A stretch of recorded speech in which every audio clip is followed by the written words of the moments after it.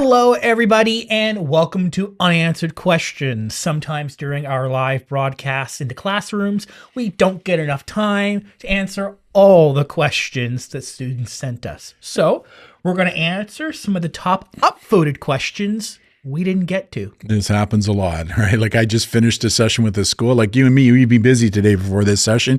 You had an earlier session. I had one just right after. Now we're doing this. I mean, and I just had a ton of questions come in that I couldn't answer, right? Just too many of them. So questions from November.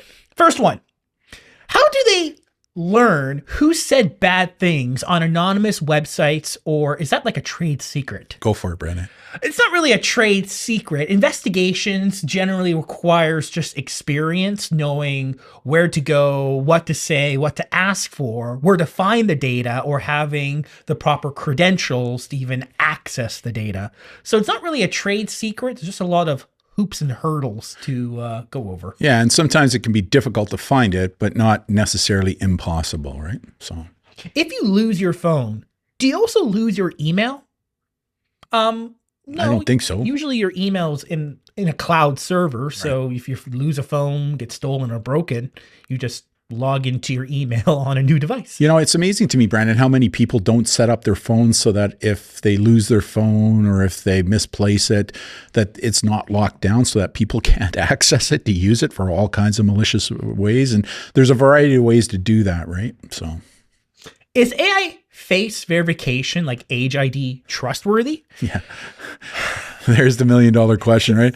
As good as it can be so far. It's the best version of what we have right now, because when you submit your face to check your age on websites like Roblox, it gives you a check mark on your account of your estimated age, and then the data you sent, the picture is deleted right away. So, and we got lots of cases now where police are using AI for criminal reasons, and they've arrested people that weren't who it said it was, right? Oh, so yeah, that's it's not 100% effective. Is it getting better? Sure, it is. For age verifications, we'll see. Didn't I see? I thought I saw an article this week on a department in Canada is trying AI. There is with the body cameras. There is, right? I have an issue with that, to be quite honest, right? From a private, and considering I was in law enforcement for over 30 years, right? So I just think that with the false negatives that we've seen in the United States, now they're testing a new program, an AI program up here, so it'll be interesting to see what happens. But yeah, there's a Canadian agency now using body-worn video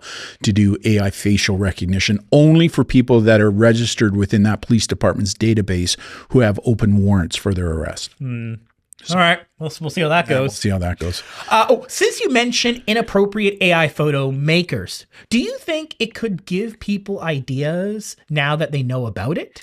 Yeah, no, that's a common thing. We hear that a lot. It's like we shouldn't talk about drinking and driving because it's going to cause people to drink and drive. We shouldn't talk about drugs because it's going to cause people to take drugs. If we look at the good evidence-based peer-reviewed research, it shows time and time again that educating or talking about these topics from an educational standpoint doesn't cause an increase in the inappropriate behavior, right, at any scale. Now, could there be a couple of individuals that decide, oh, I'm going to try this? Yeah, that's always possible, but the good research shows that it no. But it's not like we just show people, here's how to make fake images of people. Like, That's if right. you do this, here are the actual consequences. And if someone makes a fake picture of you, here's the action you can take against them. That's right. So Yeah. I definitely, it's not like we're actively promoting bad stuff. No. It's all about, here's how the bad stuff works, so you can defend against it, and then maybe seek action against it. And also by us talking about it, if all of a sudden you're using it when you shouldn't be using it, it's easier for the police to go, well, you can't claim ignorance, because we know on this date at this time, the white hatters came in and talked about this topic in your classroom. And we know you were in that classroom because we have attendance that was taken that day showing you were in those classroom. So no, right? So people don't think about that stuff, right? And bad guys also rely on people's ignorance. Yes. It's like, oh, you don't know your rights. You don't know there's tools you can stop me with. Yes. So, yes. yeah. What if somebody says you said something and uses an edited picture to get back at you? So they fraudulently AI you in a situation that didn't happen? I'm actually writing an article. I'm actually co-writing it with a serving law enforcement professional right now on that very topic, because I'm going to be honest with you, AI is going to make the job of enforcement and investigations much, much harder. And the courts. Yeah, it's getting so real right now that it's really hard to tell the difference, if at all. And now how do we go about proving it, right? Like what kind of forensics? So like I say, I'm actually team writing an article with a serving law enforcement officer at a fairly high rank who deals with this stuff, to kind of talk about that more in detail. But it's becoming challenging. There's no doubt about it. I think we did publish an article in the early days of like ChatGPT AI about, hey, you know what? This can be a legitimate concern. I think courts have to, consider. You also wrote an article several years ago to show how text messaging can be spoofed. Well, that's been happening since the early 2000s. Yeah. There's like text message builders. Yeah, it looks like it came from somebody else when in fact it didn't, right? Yep. So, yep. Courts have a lot more work to do. AI is definitely changing the playing field in all kinds of different areas, right? Like I said, it is a bigger disruption than the actual industrial revolution was, right? Yep. So, what if someone texted you and said you owe them money? Well, do you? Yeah, that's the first question, right? Like, do you? Or is it that maybe you were doing something that you didn't do and now they're going to extort you to say, hey, listen, you now need to do this for me. You know what? I did this favor for you. You now owe me. So now I need you to sell some drugs at school. And if you don't, bad things are going to happen. Well, then that would be considered extortion, uttering threat, that kind of stuff. So you told them a secret and they say, hey, you give me money or else. Yeah. So, I mean, if it's a legitimate, hey, I borrowed $20 from a friend to get lunch the other day, and they're like, hey, where's my $20? Exactly. That's a different scenario. $20 for lunch? That's cheap. Well, that's like what you pay for a cracker today, right? Well, you can get something decent for like maybe $15. Yeah. But usually for a decent meal, it's like $25. Decent is not the same as good for you. True. Right? True. That's fair. What is your opinion on chatbot addiction? Yeah, I have a real problem with the word addiction. You can't get addicted to a thing, like a device, like a phone or whatever. You can become habituated to it, right? There's a difference between the two. Yeah. And we have had some issues reported in the United States where teens who've got involved with companionship apps, which are basically AI bots, led them down a mental health path where they harmed themselves or even took their lives, right? And so that can become problematic. And the problem with a lot of these apps, these AI apps, they're not being designed by psychologists or psychiatrists, right? They're training themselves, their LLMs. And as a result of that, you could be getting information or recommendations that just aren't based on any kind of good scientific, medical, psychological fact, and bad things can happen. So we've got a real problem with these AI chat apps right now. So what would happen if someone used AI to make a video of you and then frame you? Yeah, again, that gets back to what I talked about, which is in policing. Is this happening? Sure is. It's happening, right? Like all of a sudden, here's a really good example. There's video camera of me, videotape of me breaking into a business. Like there I am, right? Breaking into a business and stuff. And then that's given to the police, and police look at that and go, oh my God, there's Darren. We know him. He's the white hatter. He's all over the place. We better go and arrest him because he broke into Poncho's coffee shop to get his vanilla latte, right? Shout out to Poncho. Yeah, shout out to Ponchos.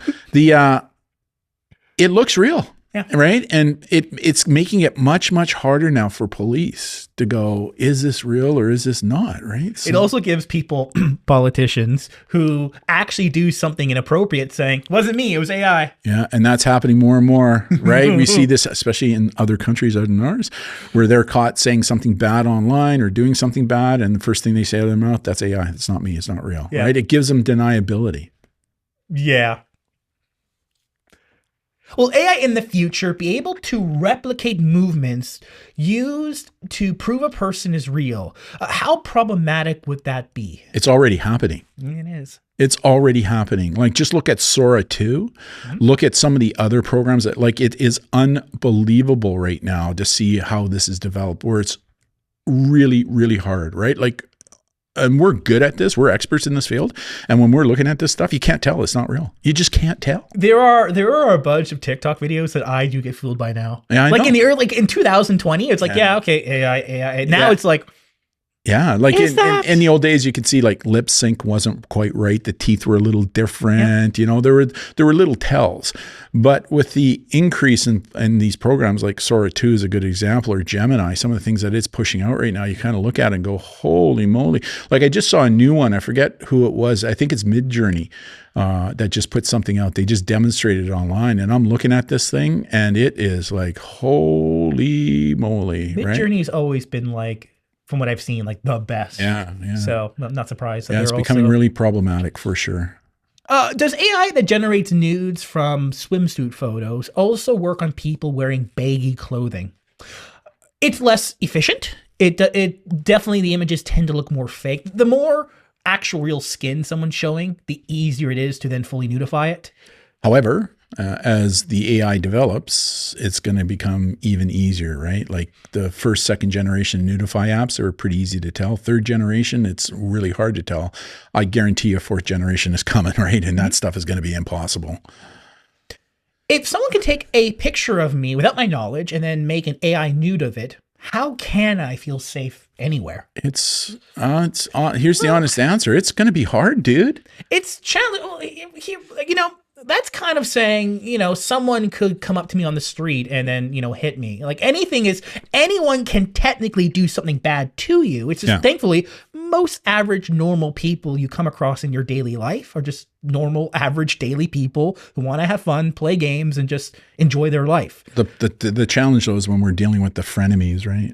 The frenemies who want to weaponize this kind of stuff just to do, but it's really, really hard, right? It's getting much, much harder. A lot of people don't know, in order to create a deep fake that looks and sounds like you, all I need is 3 seconds of a voice. Yeah.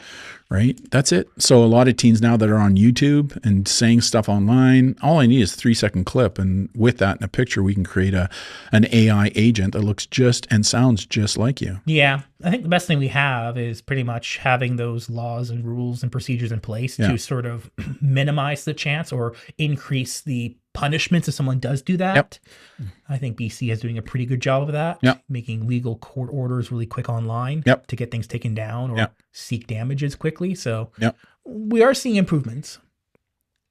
Can AI replicate a social media account? Sure can. In fact, I just wrote an article where I believe, me personally, looking at the trajectory of what's going on with AI right now, I think legacy social media, things like Snapchat, Discord, TikTok, they're going to go by the way of the dodo bird in 3 to 5 years.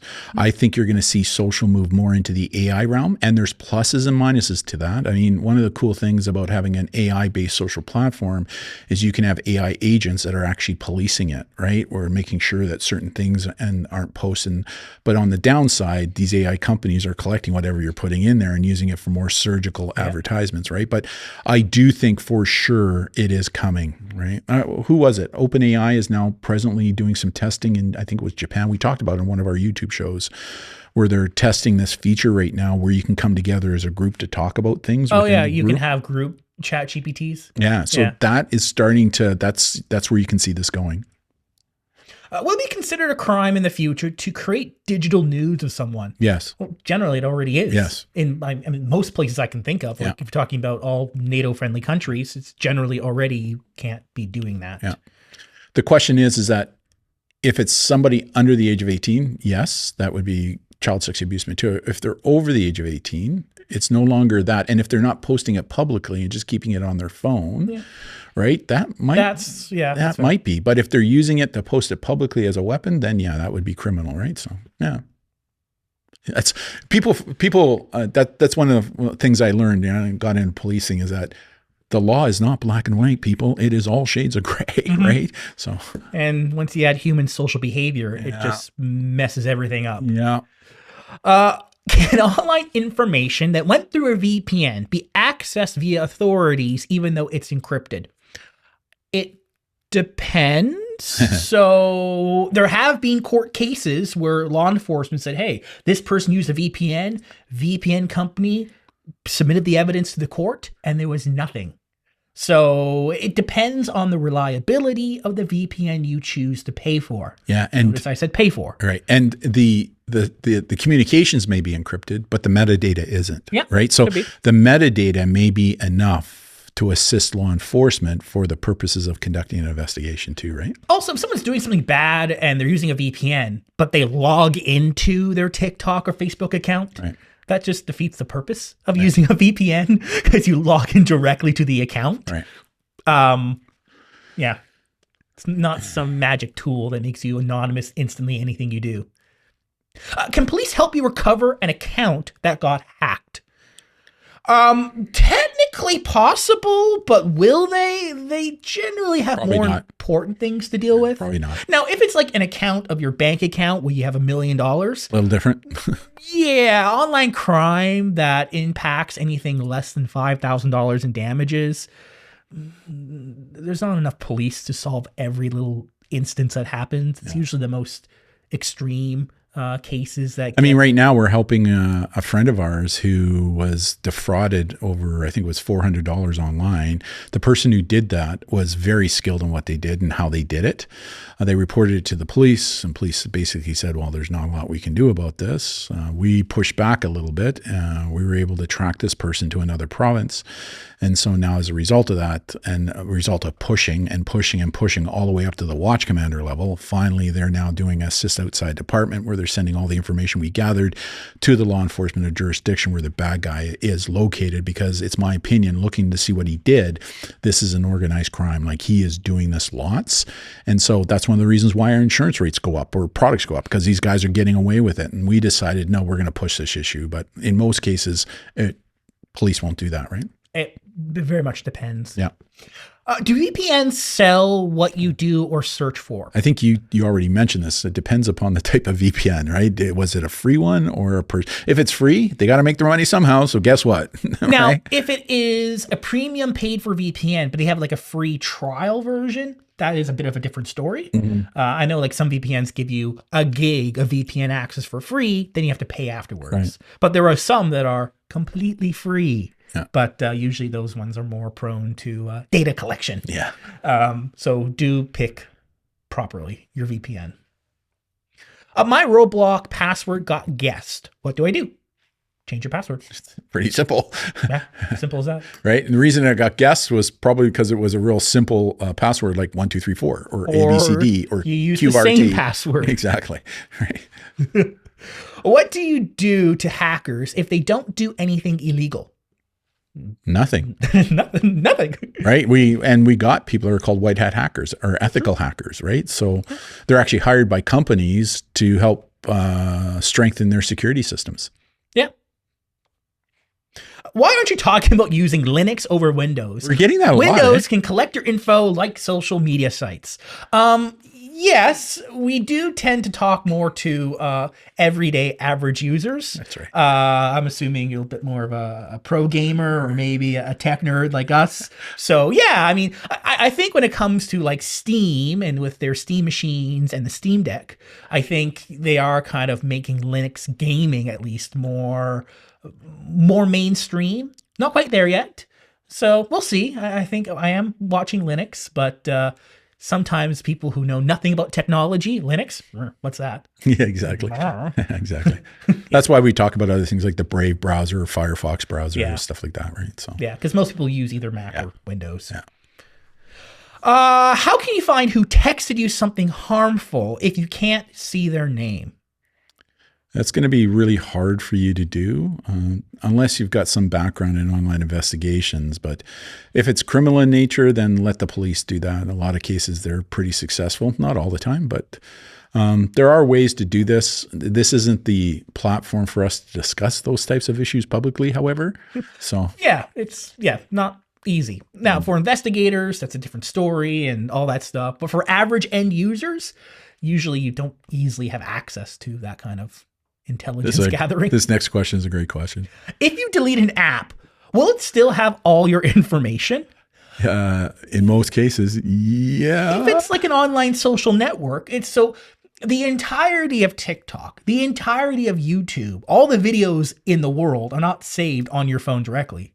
Like the apps you download to access TikTok and YouTube, all they really are just browsers. Yeah. That's all they do. Right. So all your likes, shares, uploads are all saved on the computer server on the internet, on your account. Yeah. It's and you kind of nailed it. Like if you read some of the social media's terms of services, like Meta, who owns Facebook, Instagram, WhatsApp, it states clearly within the 30 pages of micro print, which you need a law degree and a magnifying glass to read, that anything you put in there, they keep.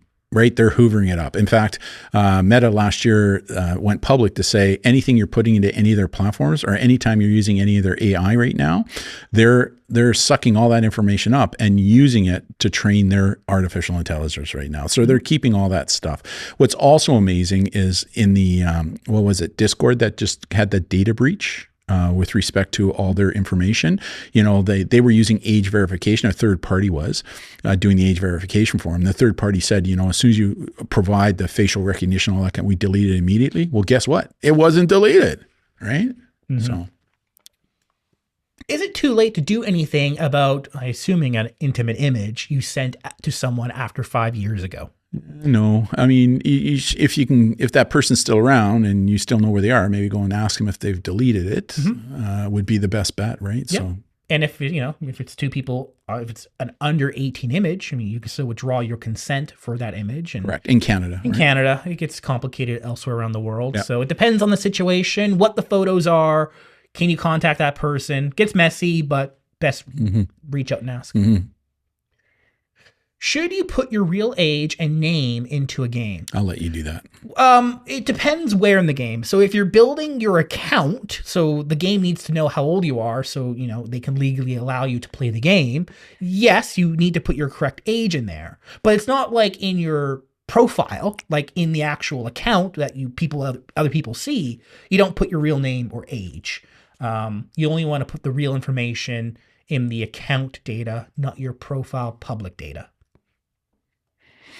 What do you do if someone finds out where you live? Well, there's nothing illegal about that. However, if all of a sudden they're saying, I know where you live, I'm coming to get you, that's called uttering a threat. Yeah. Right? So context. Yeah, context is everything on those types of issues. But there's nothing to stop. In the old days, I don't know if they were around when you were growing up, phone books. Remember those? Yep. Yeah. You got a last name, you got a street, like you could figure out where people lived, unless you were unlisted, right? Yep. But what if they send you things and you don't know how to say no and feel bad blocking them?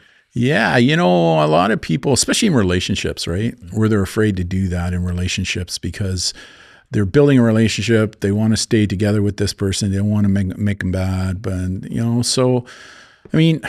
a really good example is we had one student, when it came to nudes anyways, their partner was asking for a nude and they just said, I don't feel comfortable. So what they did instead is they screenshot a blank black page and sent it to him and said, here's the screenshot you were looking for. But you know what? If this relationship grows and the trust is built and that kind of stuff, well, maybe we might be able to talk about that a little bit later. So they didn't quite say no. They didn't quite say yes. They used a blank black screen to kind of break the ice to say, I just don't feel comfortable doing that at this point in time, right? Like teens are they're pretty ingenious in how, but I understand the why.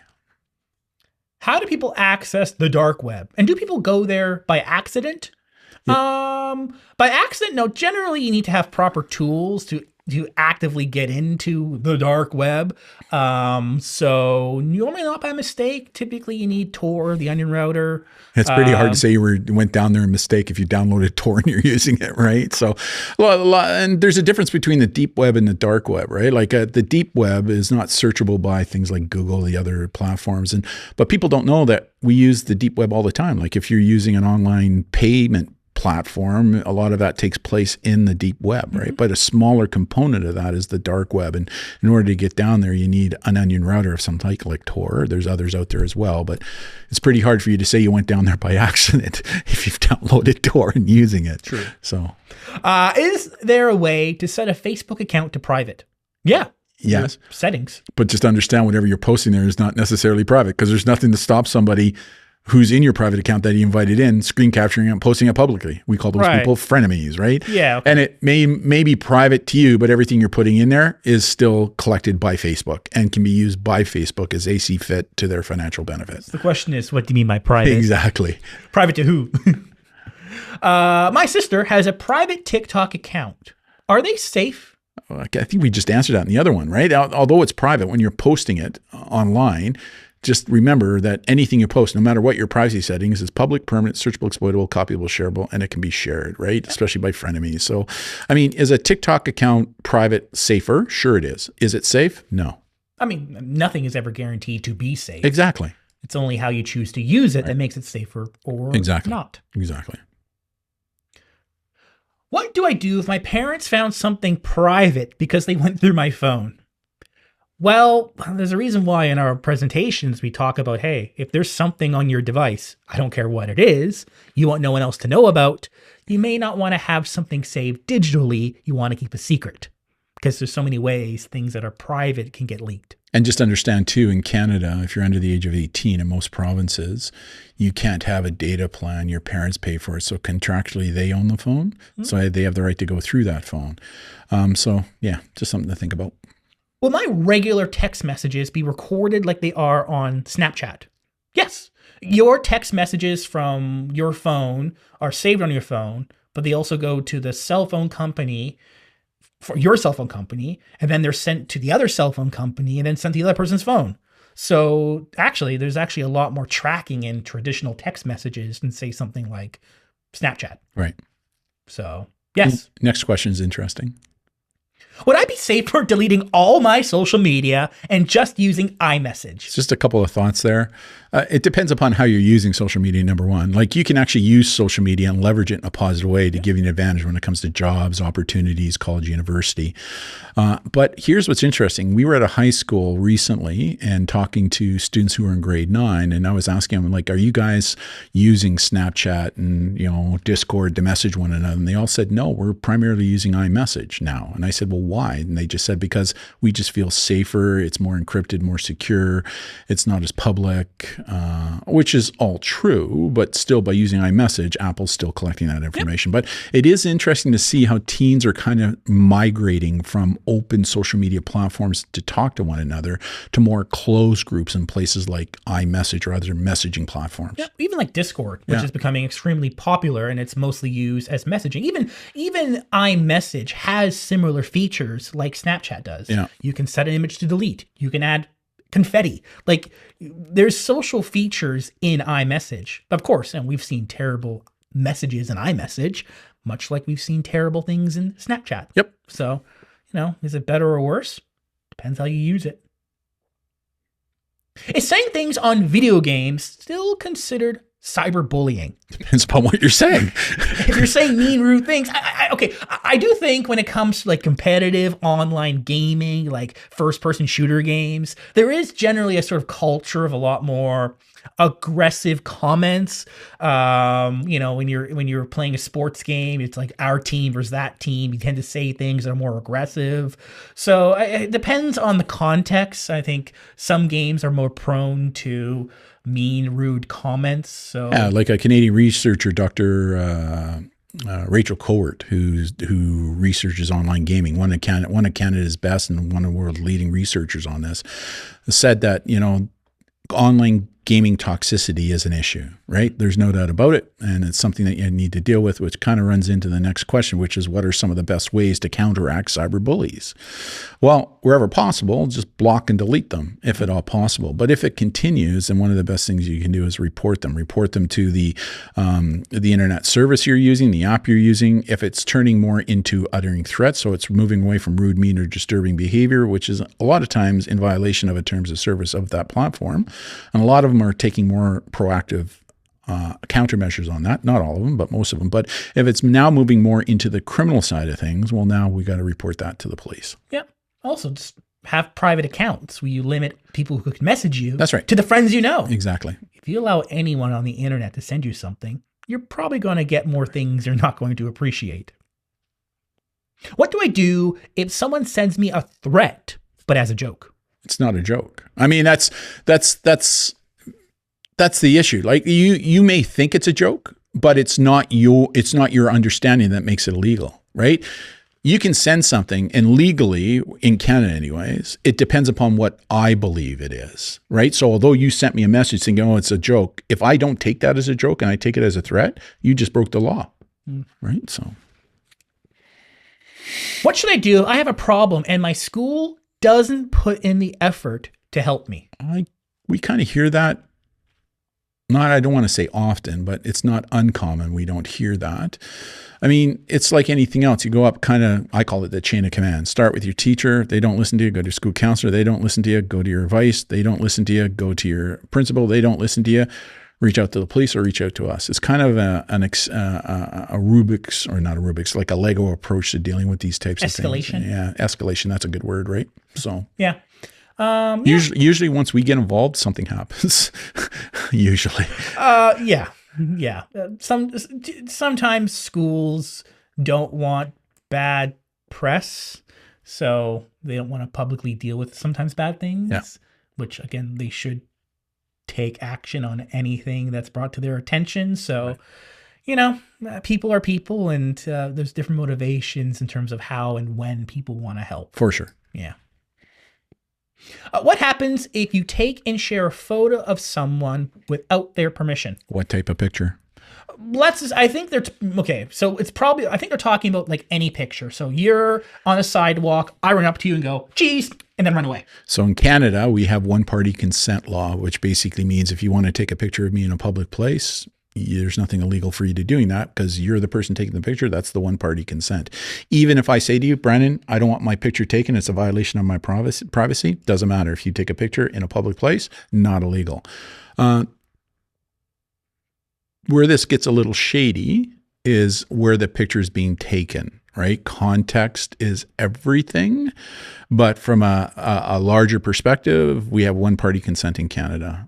We spoke to a teacher about this recently who was really disturbed that their school decided not to do anything about their picture being taken. And the school said, well, no, there's one-party consent. And the teacher didn't believe. So they reached out to me and I went, yeah, there's one-party consent in Canada. Yep.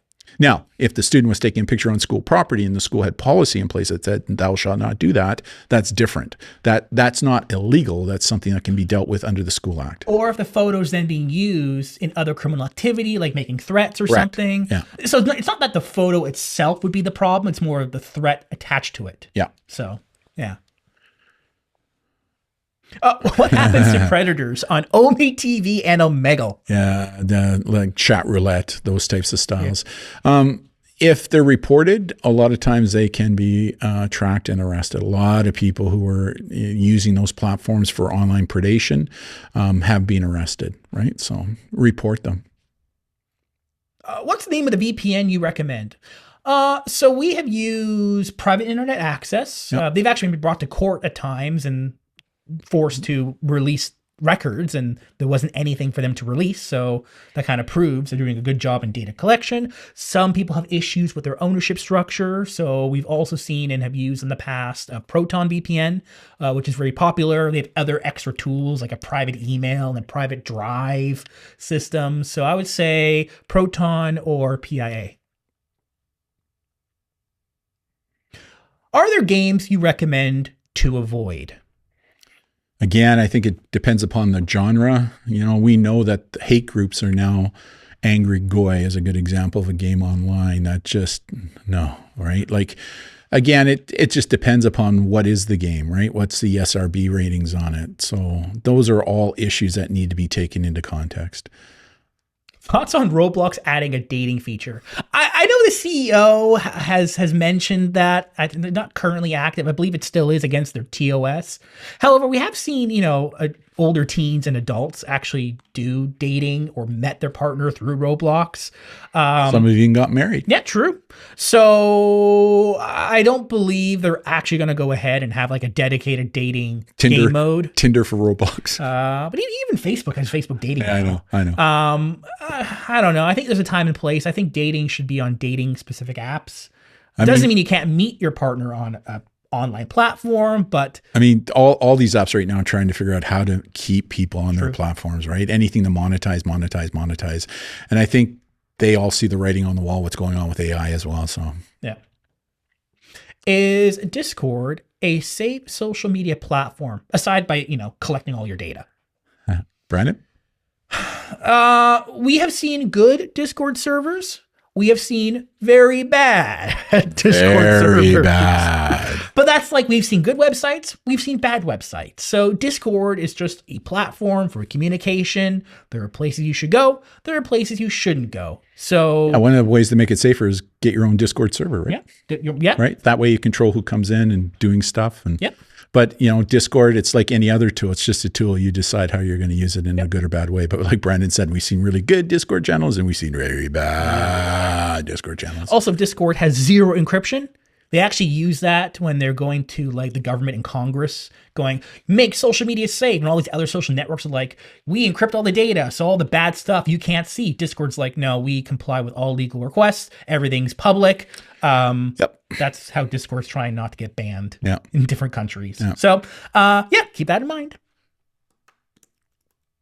Is it better to keep your social media account private? It depends, right? Like I think for those who are in under grade 10, privacy is important. I think those, once they reach grades 11 and above, having a good open social media platform that is specifically designed to leverage your position when it comes to college, university, sport opportunities is a benefit, right? So again, it all comes down to what is your intention, right? How you're using it. So nothing wrong having two accounts. You have your private for your friends, public for your professional persona. Yeah.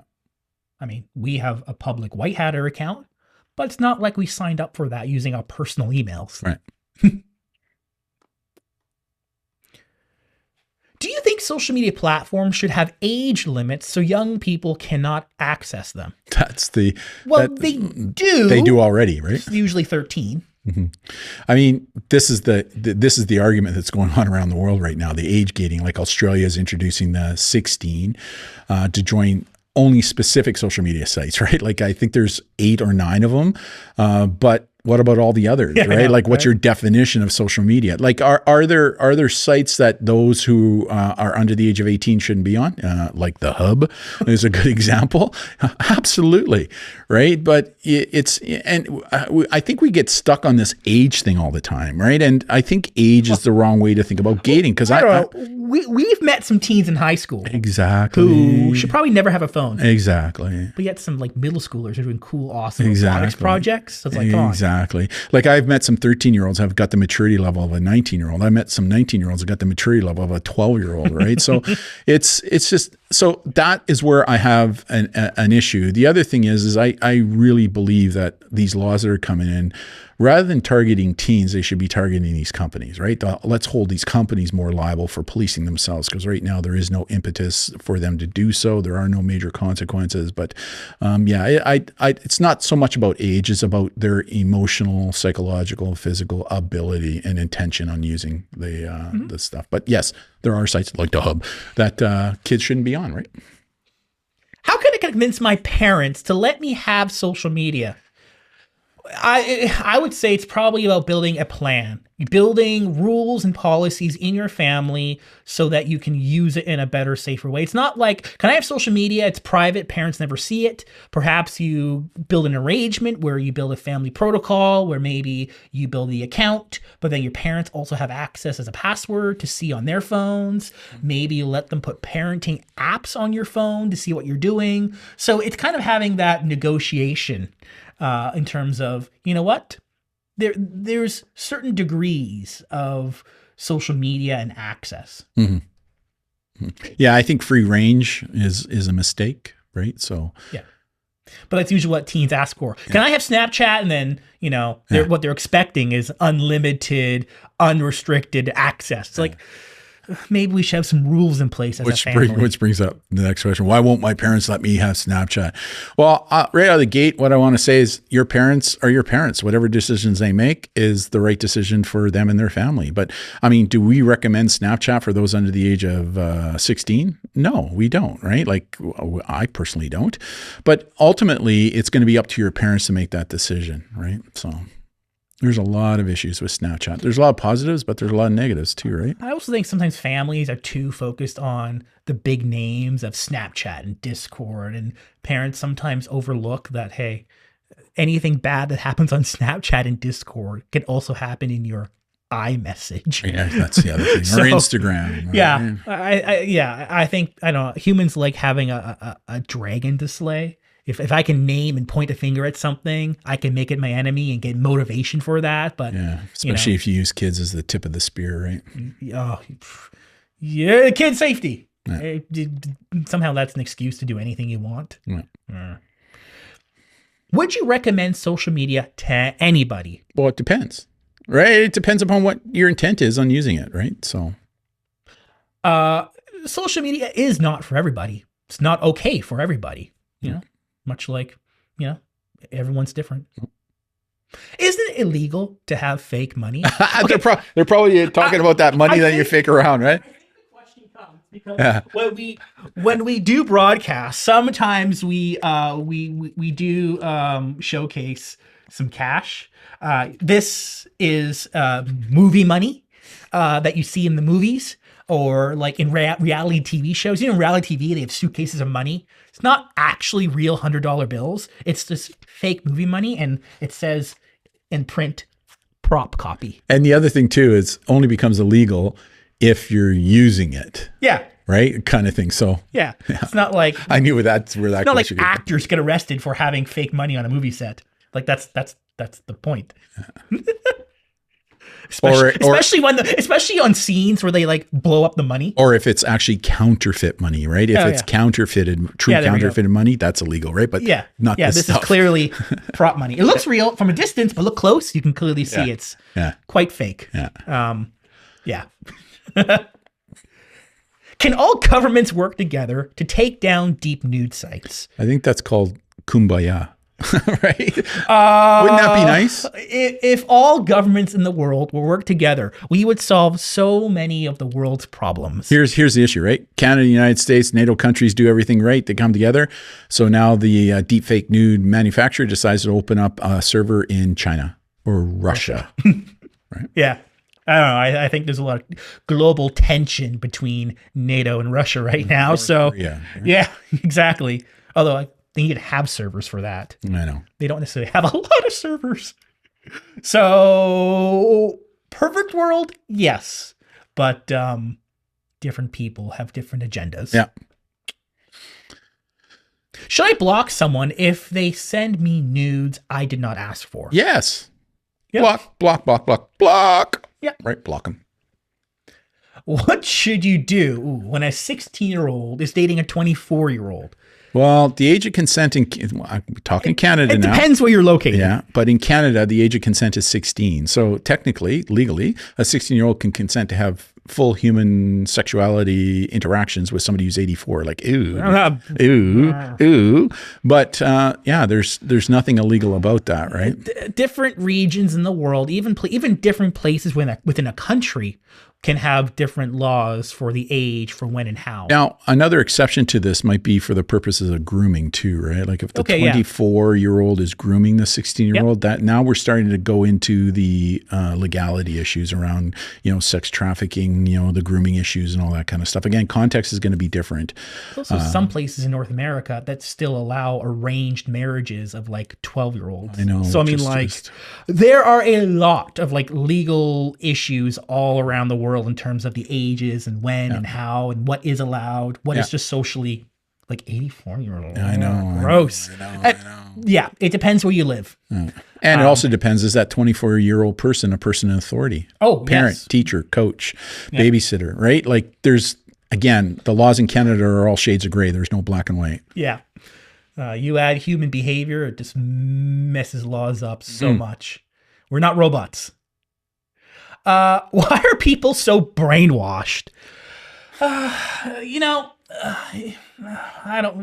People just don't have the agency at times, or the motivation, or the desire to, take their life and to move forward and be productive and, engage positively. And it's the power of media, right? Yeah. The power of media, like governments have known this for years. Like if we can control the media, we control thought, right? We control thought process. So, I mean, that's that was supposed to be one of the benefits of social media, was that we could somehow break this by getting all kinds of different ideas out there. But, you know, one of the things I'm now finding, I just read a really good article on AI, is that, like, I do think that there are going to be governments that are going to be using AI to increase brainwashing, right? Right. To kind of push their thought process. Right. So. Do any of your presentations give bad ideas to people watching? We talked about that earlier, right? Like a good example, the deep fake nudes. Is that possible? Sure. But the good academic peer-reviewed research shows us that when we educate people on these problematic topics, it keeps them safer, right? So. Do you have good Fortnite skins? That's for you, man. I'm a World of War Tanks guy. Yeah, I have some Icon series. My top ones, I have a lot of the Batman skins. I have the Batman skins. I'm Batman. Yep. I have Aloy from Horizon. I recently got Zoe from K-pop Demon Hunters. So yeah, no, I have some pretty cool skins on Fortnite. This next one's kind of funny. I want to be you for Halloween. Is that okay? Okay. I got a great story on this. When I was in policing downtown, I was known as Lars, right? The guy Lars. That's what my street name was. Well, I'm working Halloween night on mountain bikes downtown. I come across this person, and they were dressed up. It was a teen girl who was involved in some form of criminality downtown, right? With this group downtown. Actually, a really nice person. We got along professionally really, really well. But for Halloween, she dressed up in a police uniform and had my badge number and my name called Lars. I said, "Are you me for Halloween?" She goes, "Yeah, my friends love it." Right? It was kind of funny, right? Kind of funny. Not related to the presentation, but what is your favorite sandwich? Grilled cheese. I like a good breakfast sandwich. Yeah. Grilled cheese for me with ham. Grilled cheese, ham, and ketchup. Yeah, breakfast sandwich for me, either ham or like a bacon. Bacon in that too. Yeah, no. Yeah. Grilled cheese sandwich with bacon. Oh yeah, and ketchup. Oh. Yep. When I make my own sandwiches, I usually do eggs. Yeah, bacon. I usually do like a chipotle, maybe a truffle aioli. Oh. Sometimes I have like frozen crab cakes that I'll put in there as well. Yeah, I know. Yeah. Good. A good breakfast sandwich. Yeah. What apps are not safe in your opinion? Apps that don't allow you to make a private account, apps that don't allow you to block people, apps that don't have built-in reporting if someone does something bad or illegal. Generally, those apps are going to be more problematic. Yeah. Oh, what are your thoughts on looks maxing? Oh, I'll talk about that one. I actually wrote an article on that one. For people who don't know what looks maxing is, it's basically hating yourself, breaking bones, reform your face, and all. It's a part of the manosphere thing right now. Just a ton of good research to show that you're doing way more damage to yourself than good. Like, what are you guys doing? Like, you can't believe these influencers that are doing this kind of stuff, right? It's just ridiculous. And when you talk to the good plastic surgeons about this, they just say, young people that are doing this, you are setting yourself up for bad outcomes later on in life. Like, don't do it. What is your favorite hobby? World of Tanks. Yeah, I would say I'm also a gamer. I have much more of a variety of game genres than just World of Tanks. Although I love writing now, as you know. True. Like, I just love writing. It's something I wanted to do all my life. And now that I'm retired, I have the ability to do that. So I love research. I love writing. Yeah. So. What university did you go to? Go for it. I did my undergrad at UVic, and then I did my MA at Royal Roads. I did my 2 years in Camosun College, and then I got hired by the police department. He's the brainiac. He's the academic of this relationship. Is it bad to stay up until 3 a.m. playing Fortnite? If you're doing it all the time, well, yeah. Yeah, so I'll be honest, like when there's a new season, I played Fortnite till 3 a.m. in the morning. Now, do I make sure I sleep in the next day or that I'm well rested? Of course. I mean, pretty hard for students, though, playing till 3 and then they got to get up at 6 to go to school and then they fall asleep in school, if right? It's 3 a.m. on a Friday, but then you sleep all Saturday and then, right? So it's a balance in what you do, doing it once in a while because there's a big event or something. Yeah, a little different. Is that the worst thing in the world? Yeah. I think there's worse things you could be doing. Yeah, like, are your grades still good? Are you getting exercise? Are you eating properly? You know, all those kind of things come into play. Yep.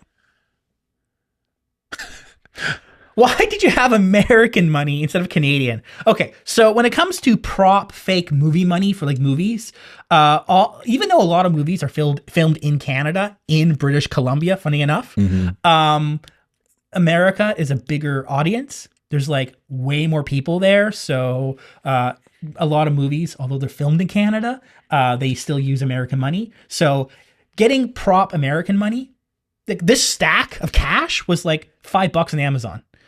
To get a stack of like fake Canadian movie money, like no one really produces that because who makes movies with Canadian money? Yeah, exactly. It's all American money. Yeah. Even though they're actually made here in Canada. Which, oh no, don't get me into it. Don't get me into it. Actually, I was watching a TV show the other night and I was like, that looks like a Canadian forest. Am I searching? Yeah, it was in Kelowna. Yeah. It's like, yep, makes sense. A lot of the Christmas shows that we're seeing right now, shot in BC. Yep. Right? A lot of them. Yeah. Will my teacher report me if I talk to them about an issue on the internet? Well, only if you're doing a crime, right? Then they have a ethical responsibility to notify somebody, right? So if you're committing a crime, or if they feel like you're going to harm yourself, they have an ethical responsibility to report it so that we get you to better care, right? So, I mean, that's just ethically the right thing to do. Yeah. Should I use iOS or Android for personal security and privacy? I'm an iOS guy from a privacy standpoint and security standpoint. iOS, it's a bit more challenging for you as a user to like accidentally breach or go around the built-in privacy tools. Yeah. Out of the box, Android and Apple are pretty similar. It's just Android gives you a lot more control and flexibility and customizability over the operating system, which can allow apps you download circumvent your privacy, where Apple is very picky. Sandbox, man. They do not let apps do certain things. There are some, like your Android phone can do a lot more things than like your Apple phone can do, because Apple just artificially restricts a lot of stuff, which can be used to your benefit for safety, security, and privacy. So it depends. Oh, is Project Arachnid an app you can install, or do you access it on the internet? Yeah, I'll answer that one. Project Arachnid is run by the Canadian Centre of Child Protection. It is an app, but they download it onto your device, right? So it's not something you can download off the App Store or the Google Store or anything like that. It's a product that they have. So once you work with them, you connect with them, and then they give you a file that you basically download onto your device, be it a phone or be it your laptop, in which it does what it does best, and then searches that picture, that video online. And if they find it, they nuke it. Yeah. So, yeah. Alrighty. Those were the top unanswered questions we didn't get to during November's live broadcast. Yes. Thank you all so much for sticking with us. Thank you for the questions. And, well, we'll keep this going as long as we keep getting more questions. Let's go use some of that money, that fake money you have. My fake money. Buy some breakfast sandwiches. Breakfast sandwiches. See you, everybody. Bye-bye.